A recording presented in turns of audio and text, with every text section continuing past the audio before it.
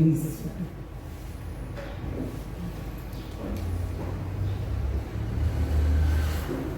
Então, é a parábola moderna. E eis que, em plena assembleia da espiritualidade, se levantou um certo companheiro intelectualista e dirigiu-se ao amigo sábio e benevolente, que se comunicava através da organização mediúnica, perguntando para tentá-lo, benfeitor da humanidade, que devo fazer para alcançar a vida eterna? Como agir para entrar na posse da verdadeira luz? Para baixo. Mais um. Isso. Respondeu-lhe o orientador: que te aconselha a doutrina? Como lês o ensinamento do Cristo? O consulente pensou um minuto e replicou: amarás o Senhor teu Deus com todo o coração, com toda a alma, com todas as forças, com todo o entendimento, e a teu próximo como a ti mesmo. O sábio espiritual sorriu e observou: respondeste bem, faz isso e alcançarás a vida eterna. Contudo, o intelectualista, apresentando justificativa e desejando destacar-se no círculo dos irmãos, interrogou ainda: como reconhecerei o meu próximo?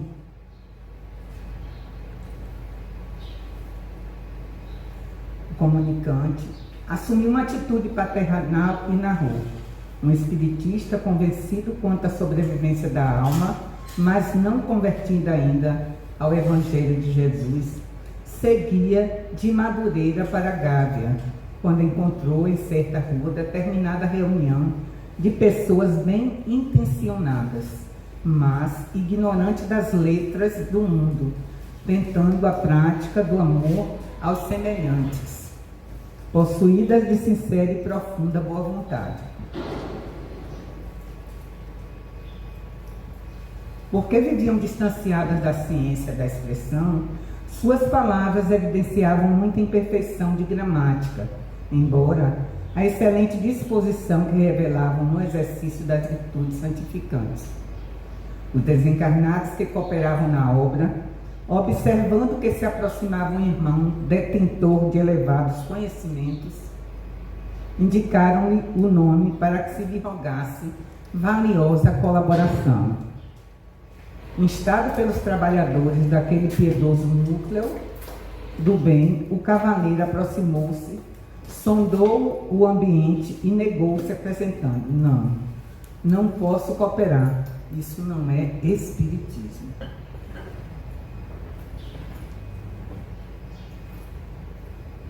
E passou apressado em busca de seus interesses.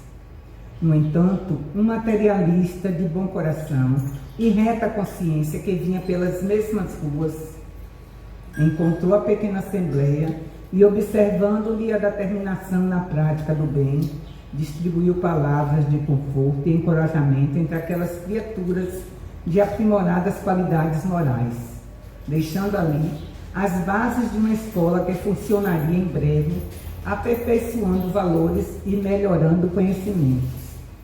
Está aí a diferença entre o espírita e o Mateus, né? Então, enquanto o espírita não pôde se dedicar a atender essas pessoas, porque ali não tinha um cunho espírita, o ateu, ele ouve, ele vê que as pessoas estão tentando resolver problemas, que são pessoas do bem, que estão tentando ministrar coisas boas para a comunidade, para aquelas pessoas. Então, o que é que ele faz? Ele vai, ele aconselha, ele deixa bases para que esse trabalho possa ser desenvolvido, não é? O ateu, já o espírita, não pode fazer nada, porque ali não é espiritismo. Então, se não é espiritismo, a gente não tem que se envolver.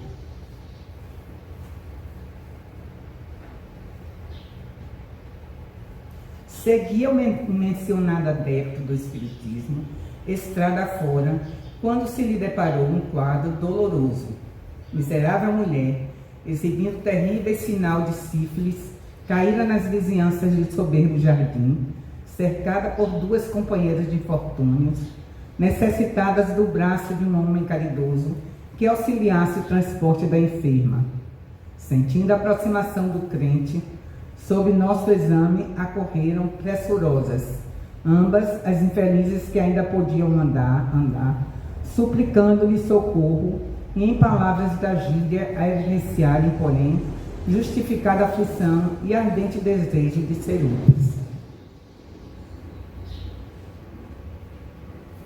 O espiritista reparou que se encontrava nas adjacências de uma grande casa dedicada a prazeres menos dignos e, receando o falso julgamento da sua conduta, negou-se, exclamando: não posso ajudar, isto não é espiritismo, e afastou-se sem mais delongas. Não é? Aí vem a memória da gente aquela constatação, não me lembro se foi, de quem foi, que achou no umbral muito mais espíritas do que protestantes. É isso, né? Então, aí, assim que eu comecei a ler o texto, me veio essa memória, né? Por quê? Porque nós não estamos aqui para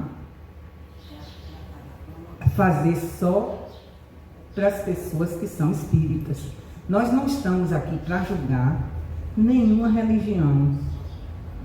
Nós não estamos aqui para achar que nenhuma religião é melhor do que a outra. Eu acho que toda religião é válida a partir do momento que você está buscando Deus, a partir do momento que você está pregando o Evangelho de Deus, não é? Então, como nós estamos vendo aqui no decorrer da parábola moderna, os ateus estão muito mais atentos a isso do que o espiritualista, né?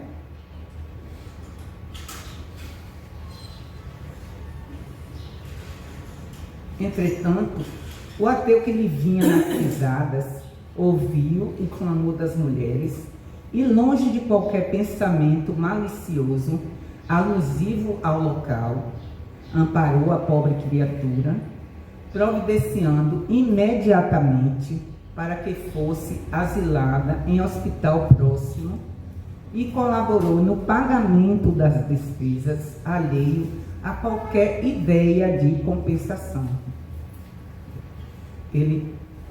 Aquela história de fazer o bem sem olhar para quem, fazer o bem sem esperar nada em troca, não é? Então, isso foi o ateu.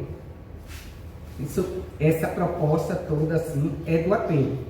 O espírita não pode fazer nada porque ali não é espiritismo. Ele só pode fazer no ambiente dele do espiritismo. Ele também estava preocupado com a opinião do povo, né? Se passasse alguém, isso ele também, né? Ajudando aquelas pessoas. Chegar. Eles se preocupam mais com a mente do povo do que ajudar o próximo. Com o mérito dele, né? Exatamente.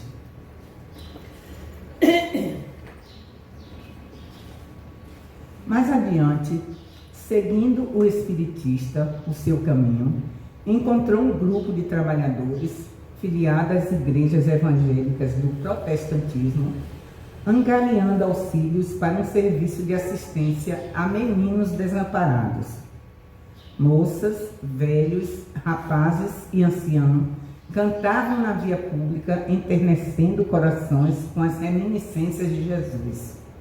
Fim do número musical, algumas jovens distribuíam flores naturais em troca de insignificantes donativos, destinados ao socorro de criancinhas órfãs e desvalidas.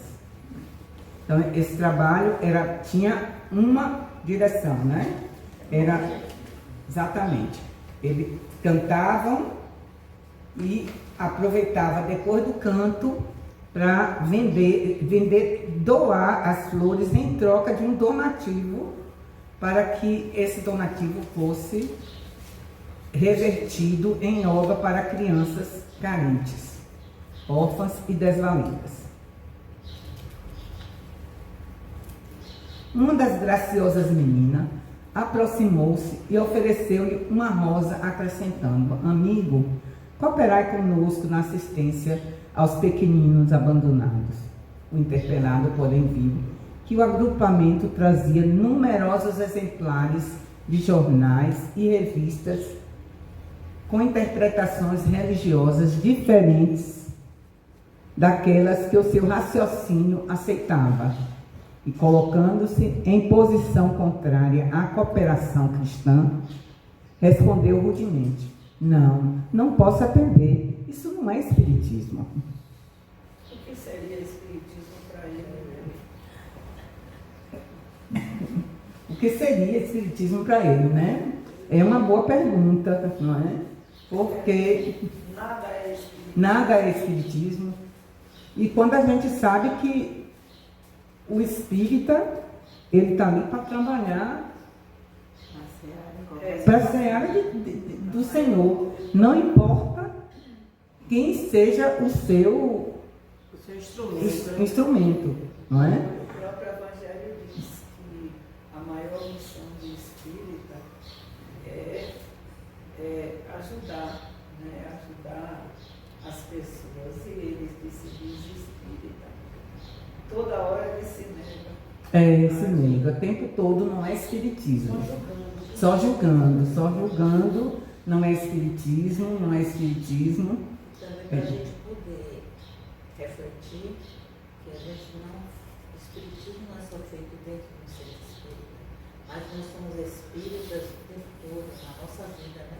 Em que muitas situações nos vêm no nosso dia a dia para que a gente possa servir, e não só dentro de uma casa espírita, ou dentro do templo, em todas as outras religiões. Com certeza. Eu acho que o trabalho maior do espírita é fora do centro espírita. Eu vejo assim, que fora do centro, porque a gente não está no centro o tempo todo, não é? E nós temos que dar esse testemunho em todos os lugares que nós estivermos, não é? Então, como espíritas, a gente tem que dar esse testemunho e não julgar, nem achar que não pode fazer por A, por B e por C, porque não são espíritas. E prosseguiu rua fora apressadamente. Todavia, o materialista bondoso que o seguia, acidentalmente, foi colhido pela solicitação das jovens e, sentindo-se feliz pela expressão de humanidade que a reunião apresentava, conversou alegremente com as meninas, encorajando o serviço de confraternização e benemerência da instrução, a fim de acompanhar o trabalho de mais perto. Valeu-se da bolsa que trazia e adquiriu muitas flores de auxílio, com o espírito amigo das boas obras e não com a disposição agressiva dos combatentes, despreocupado de qualquer recompensa. Que pureza, né? O ateu. Ele era mais espírita do que o espírito. Exatamente, ele é mais espírita do que o espírita. E o espiritista seguiu seu caminho para a Gávea, e o materialista continuou na estrada de bondade espontânea. O mentor fez longo intervalo e em seguida perguntou ao consulente: qual dos dois, a seu ver, aprendeu a reconhecer o próximo, prestando-lhe a atenção que devia? Certamente, replicou o interlocutor, sensibilizado. Foi o materialista, que sentia prazer em servir, trabalhando por um mundo melhor. O sábio espiritual sorriu e falou-lhe antes de despedir-se: então vai e faz tu o mesmo. Agora é o samaritano, né? Exatamente. Exatamente. É baseada na parábola do bom samaritano, né? Em que... De aparência, né? Exatamente. Exatamente. Com rótulos religiosos, eu sou católico, eu sou evangélico, são os rótulos, né? De agir como Cristo, na hora de fazer como Cristo, né? Se nega.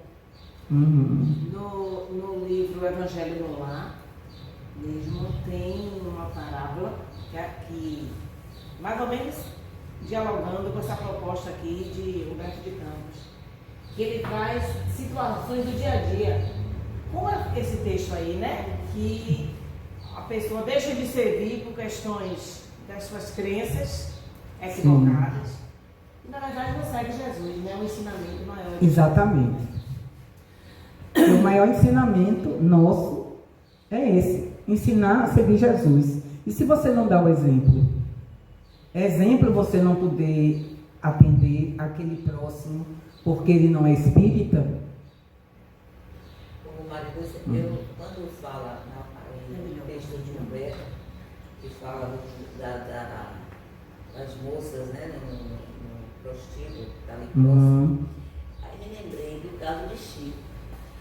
Chico foi a uma casa, né, dessas casas das moças de facilidade. Que ele está gravando, eu não sei. Eu estava preocupada aqui que podia falar. Então, Chico foi a uma dessas casas de facilidade, Não tem facilidade nenhuma. Feminina. Então, aí foi, Chico. Você vê a importância que é a moral das pessoas, né, do ser. Chico chegando lá, né, que o pai, foi assim, que o pai de Chico ia levar Chico para se tornar um homem, começar a sua vida sexual, iniciar sua vida sexual. Chegando lá, ele reuniu todas aquelas mulheres e aí o que foi que fez? Botou todas para orar e todo mundo ali orando, ele pregou o Evangelho de Jesus, né? E aquelas moças foram atendidas e a gente nem se dá conta até que nível foram atendidas, porque não é só atendida na parte material. Foi isso. Obrigada, Maria. Obrigada a você. Obrigada e bom dia. E vamos começar dar início aos outros trabalhos.